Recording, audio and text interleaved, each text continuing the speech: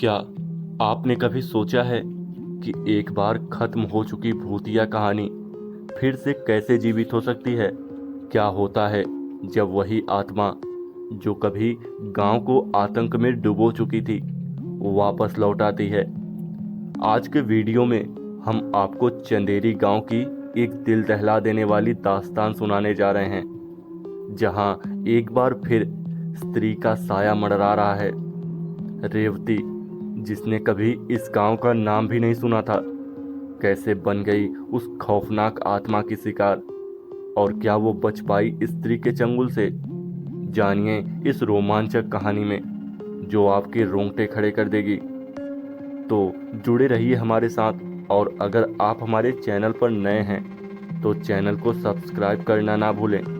Video को like और share भी कर दें, क्योंकि ऐसी भूतिया कहानियाँ हम आपके लिए लाते रहते हैं। तो चलिए शुरू करते हैं आज की खौफनाक कहानी। रात का अंधेरा गहराता जा रहा था और चंदेरी गांव में एक अजीब सा सन्नाटा फैला हुआ था। ये वही चंदेरी थी जहां कुछ साल पहले स्त्री नाम की भयानक आत्मा ने कहर बरपाया था।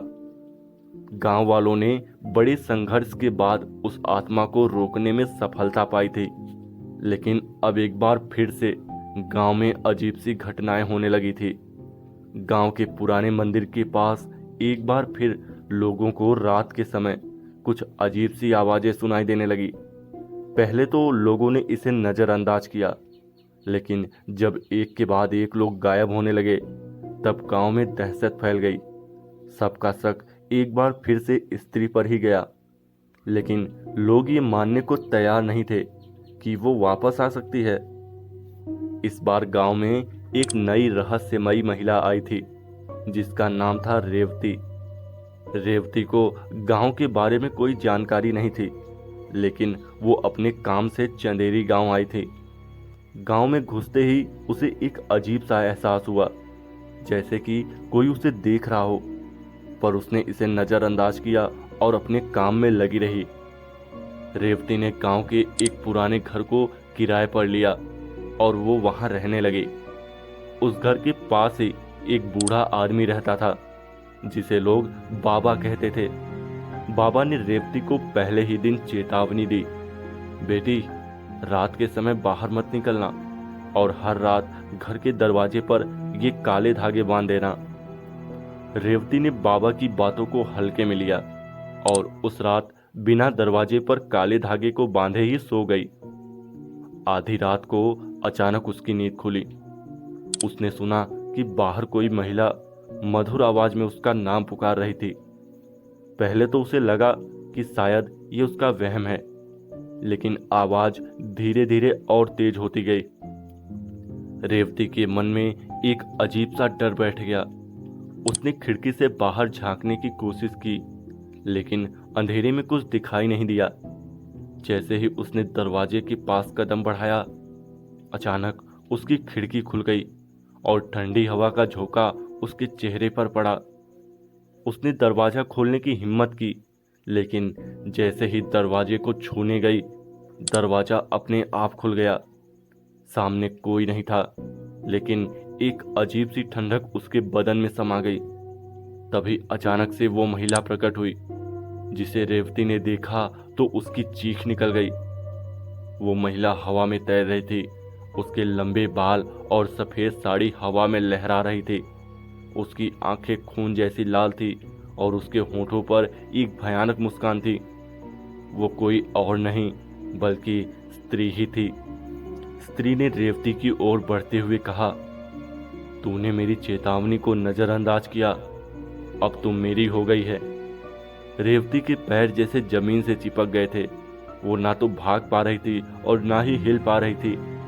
स्त्री उसके सामने आ गई और फिर रेवती ने धीरे से कहा, मुझे छोड़ दो, मैं इस गांव की नहीं हूं। स्त्री ने एक पल के लिए उसे घूरा और फिर से एक गूंजती हुई हंसी के साथ बोली, इस गांव का कोई भी हो या नहीं, जो मेरे नियम तोड़ेगा उसे मैं कभी नहीं छोड़ूंगी। उसने अपने लंबे नाखूनों को रेवती की ओर बढ़ाया और जैसे ही वो उसके करीब पहुंची, रेवती ने हिम्मत जुटाई और पूरी ताकत के साथ चिल्लाई। तभी बाबा वहां आ पहुंचे और उन्होंने एक पवित्र मंत्र का जाप शुरू किया। स्त्री के चेहरे पर अचानक से गुस्सा और तकलीफ के भाव आ गए। उसने रेवती को तो छोड़ दिया, लेकिन बाबा की ओर गुस्से से देखने लगी। बाबा ने अपनी माला उतारकर स्त्री की ओर फेंका। स्त्री दर्द से चीखते हुए हवा में गायब हो गई। रेवती अब भी कांप रही थी, लेकिन बाबा ने उसे संभाला और कहा, मैंने तुम्हें पहले चेतावनी दी थी बेटा। इस बार तो हमने उसे रोक दिया, लेकिन याद रखना, स्त्री पूरी तरह से खत्म नहीं हुई है। वो फिर से वापस आ सकती है। रेवती ने बाबा की बातों को समझा और उस रात के बाद से वो कभी भी गांव के नियमों को नजरअंदाज नहीं करती थी। गांव में एक बार फिर से शांति लौट आई, लेकिन लोगों के दिलों में अब भी एक खौफ बना हुआ था। स्त्री की कहानी एक बार फिर से सबके जहन में ताजा हो गई। क्या स्त्री फिर से लौटेगी? क्या चंदेरी गांव पर फिर से उसका साया पड़ेगा? इस बात का जवाब कोई नहीं जानता, लेकिन गांव के लोग अब हर रात सतर्क रहने लगे थे।